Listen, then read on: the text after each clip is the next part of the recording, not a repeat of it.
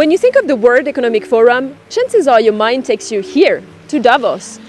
But WEF isn't just a yearly summit in the Alps. So what is the difference between WEF and Davos?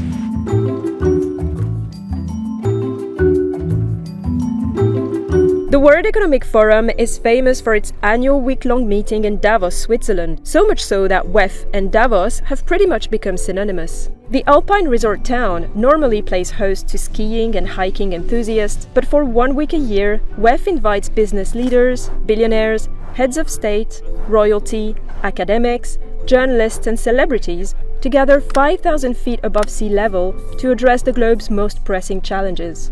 But once the meetings are over, WEF packs up and returns to its headquarters 267 miles away in the suburbs of Geneva. Based there, around 600 of the international non-profit organizations, more than 800 employees. They say their mission is improving the state of the world, but with such a lofty goal, how do they attempt to achieve it? Let's start with the people behind WEF. The head of the organization is, and has always been, Klaus Schwab. Back in 1971, the then lesser-known engineer and economist brought his first meeting to Davos. Called the European Management Forum, his objective was to encourage business leaders to be accountable to everyone, not just shareholders. Since then, the list of attendees has expanded globally to include politicians, NGOs, scientists, and even religious and cultural leaders. It was renamed the World Economic Forum in 1987, and the history-making moments quickly followed. Among its biggest successes, the speech from West Germany's foreign minister in 1987, calling on the West to reach out to the Soviets, signaling the end of the Cold War. The first meeting between North and South Korea in 1989, the handshake between Nelson Mandela and former South African President de Klerk in 1992, symbolizing the end of apartheid.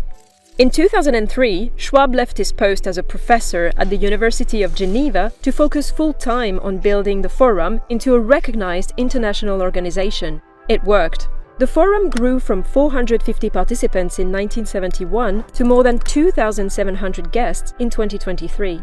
And for a non-profit, WEF is extremely successful at generating revenue. In its 2022-2023 financial year, it earned nearly $500 million, with media company Semaphore reporting that if it were for profit, it would likely be valued at over $1 billion. Today, Schwab and the Forum are guided by a board of trustees, which is made up of influential leaders. Some trustees you've probably heard of, like Al Gore, Yo-Yo Ma and Christine Lagarde, while others might be less familiar. The day-to-day running of the non-profit, on the other hand, is led by WEF's president, managing directors, and executive committee.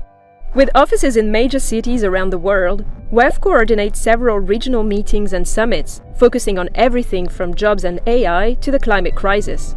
The forum also operates 10 sector-specific centers, such as the Center for Cybersecurity or the Center for Nature and Climate. Each center invites corporations, startups, and governments to get involved through related initiatives. For example, the Center for Health and Healthcare has initiatives around protecting women and girls' health, healthy workforces, and the future of personalized well-being.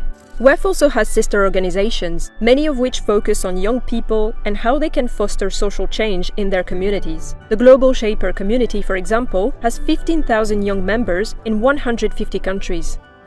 And every year, the WEF also publishes several key reports, like the Global Gender Gap Report or the Global Risks Report, which serve as references in the academic sector for businesses and in the media. WEF has grown beyond the confines of its week in Davos, with full-time employees and initiatives that continue year-round. But ultimately, its meeting on this snowy mountain still sits at the center of it all. For example, the rapid development of COVID-19 vaccine prototypes during the pandemic was made possible after a global initiative to fight epidemics was launched at Davos in 2016. The 1T.org platform, an initiative to plant, restore or conserve 1 trillion trees by the end of the decade, was also launched at Davos by Salesforce CEO Mark Benioff and his wife Lynn in 2020. The launch of Edison Alliance, a branch of WEF which has helped more than 450 million people access affordable digital services, followed in 2021. And while launching a worthy cause in Davos is great for exposure, it isn't always good for optics. The image of CEOs and business leaders sipping champagne in the mountains and the billions of dollars in business deals that have come out of the event have made some critics skeptical, to say the least. Davos is not some secret underground cult. Next. In an array of protests, tribunes and speeches, WEF and Davos are often dubbed as an echo chamber for the elite. They say it lacks financial transparency and holds too much influence for an unelected body. And despite promoting a better world, it is still fairly unequal. Amongst the issues, the disproportionate number of Americans attending the event, usually making up a quarter of attendees. And despite some progress, men still outnumber women at the event by at least 3-1. Plus, it's just plain expensive to attend. A member of the private sector must shell out tens of thousands of dollars for membership and a ticket to the exclusive event. In 2023, participation fees contributed nearly 38 million Swiss francs to the organization's revenues, money which WEF says funds the foundation. The climate activists argue that the cost to attend Davos is nothing compared to the event's cost to the environment. Of course, guests have to travel to get here, and many are still opting for private jets as their transport of choice. In the week of the annual meeting in 2022, more than 1,000 private jets flew into airports that served Davos. Compare that with the 2 weeks before and after the meeting, and around half that number was recorded. WEF, for its part, encourages participants to travel by train and has offset 100% of the event's emissions since 2017. On the ground, it has increased the availability of electric vehicles, uses seasonal food, as well as other sustainable measures. But it's important to note that not everyone who descends on Davos during the annual meeting has a ticket to the official event. There is far less visibility around the sustainability of the many private events surrounding it. In a world that has become accustomed to virtual gatherings, some have questioned the necessity of such large in-person events.